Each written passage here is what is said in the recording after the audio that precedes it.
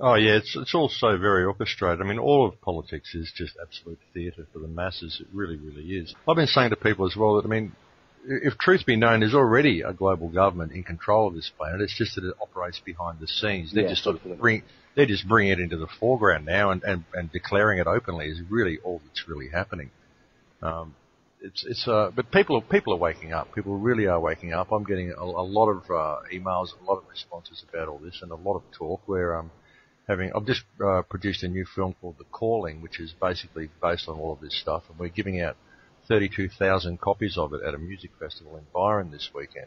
That's all been financed by a man on the street who just saw it and said this is important information, and we're getting it all out to people. So people are waking up. But even with people waking up, how do you see a way for the people of the world to actually deal with this situation?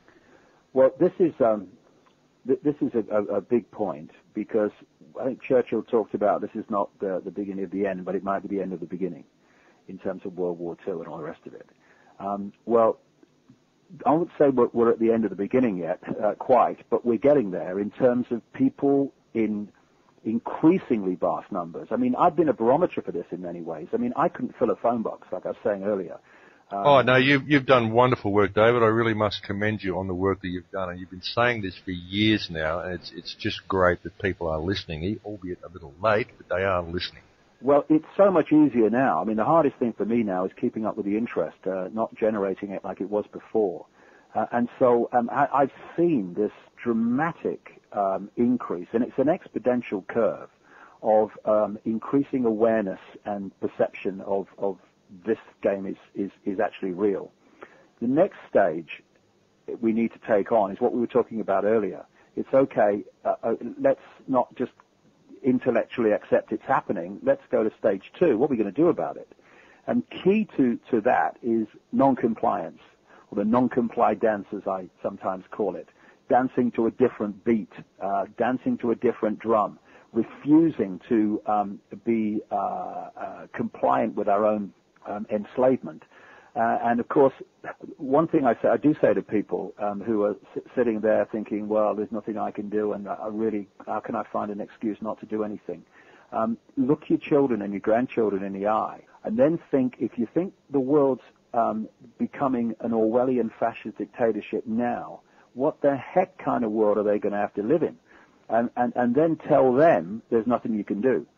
So what we need to do fundamentally is to stop fighting among ourselves, to stop letting the fault lines of religion and race and income bracket and competition and all that stuff get in the way of a unified response and a unified, organized, massive campaign of non-compliance with our own imprisonment. And to do that, we've got to stop fighting among ourselves, because that's what they're going to try to get us to do. And we need to get streetwise also and start to realize that when these protests are going on, they put in agents provocateurs to start the riots and to start the disruption and start the conflict, because then they have a problem which they can justify by increasing the imposition of the police state, saying we must keep the peace against these rioters. So it's not about rioting. It's not even about protesting in the streets. It's about not doing what is necessary for the system to operate. And exactly, David. There are so many things we can do. People, what do they say? Necessity is the mother of invention. Well, we have a necessity here, which is to start to develop ways and to look at the way society works, to look at the way the system works, to look where it absolutely needs our compliance, and to target those areas so the system cannot function. Stop paying taxes is one thing. Stop paying your mortgage even is another option. Because let's look at what a mortgage is. It's banks lending people money that doesn't exist, called credit, and charging them interest on it. And we have a situation where a lot of people don't realize this. When you go into a bank and you ask for, say, I don't know, $50,000, $100,000 for a mortgage or whatever, what does the bank do? It doesn't print that money. It doesn't move precious metals anywhere. It types into your account the size of the loan, and from that moment you start paying interest, and indeed the principal back as well, eventually, on that loan that is nothing more than figures on a screen. How can they do this? Because the same force that has controlled the politics has also controlled the banks, and therefore legislation has been passed which allows something called fractional reserve lending, which means that banks are allowed to lend at least 10 times what they have on deposit. So every time you put $1 in a bank, that bank can lend 10 that it doesn't have on fractional reserve lending. But it gets worse. If you go to a bank and say you get a $50,000 loan, okay, that bank has created that $50,000 from $5,000 that initially it needed to have 10 times to issue the loan of credit. Now, so that bank has benefited from that situation. You now sign a check to someone from that $50,000 you just got, and they put it in another bank. Now that second bank can lend 10 times the $20,000 that has already been created from 10 times $5,000. And so it goes on round and round and round. And when you compound it from that $50,000, the banks are allowed as a group to lend staggering amounts of money off that $50,000 that or whatever that you've put in the bank or what you've loaned from the bank. And as a result, we are losing our homes because we can't pay banks money that has not, will not, and does never exist. And, it's such a scam, isn't it? So why, when we start to see this, why are we complying with this?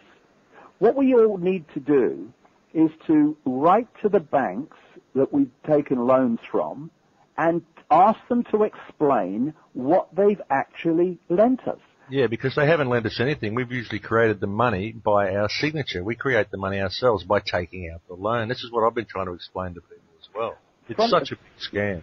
Funny thing also that, well, it's not funny aha, but funny in an ironic way, is that I said to a banker once, what happens when you have run out of the right to lend money even on the fractional reserve lending situation, and someone wants to buy a home? Do you have to turn them away? And he said, no, because the home they want to buy, then when they bring it to us for a mortgage, that home's value goes on our books as an asset, and so we can lend money against it. So what we're doing is we're borrowing the value of our own homes and paying it back to the banks plus interest.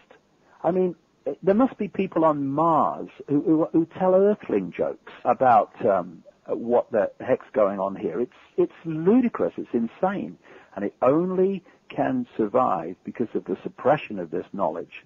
And, of course, the mainstream media are, well, basically useless and pathetic when it comes to telling the real story of what's going on, not least because they're pyramids too. And at the top of the pyramids are the owners who themselves answer to those in the shadows. Of course, I mean the whole thing's run by just a handful at the top. That's what I've been telling people as well. All these different societies, the media, the governments, all these things, the banking system. Ultimately, it all goes back to a controlling few at the top, and it only survives because of our compliance with this system. We need to stop complying with this system. We need to realise our own personal power. We need to realise that it is a battle of energy. We need to step away from the fear-based mentality, put ourselves in a love-based mentality, and we can address this situation very, very easily. I think we could change the world in about 3 minutes if people just suddenly woke up to what is actually going on. You know, it's one of the things I say, Max, actually. You know, we could change this world overnight if we did one thing. If we started doing what we knew to be right in situations that we face, rather than constantly saying, what's the right thing for me in this situation? Exactly. Do what is right in all that you do all the time. This is exactly what I've been saying to people too, David. Is what we're deciding here just and fair by all parties?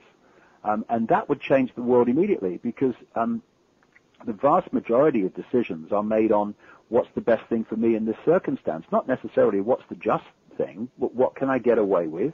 How do I get the best deal out of this rather than a win-win situation? How do I win at the expense of someone else? All these are the mentalities of divide and rule. They're the exactly. mentalities that hold us in servitude if we only realized it.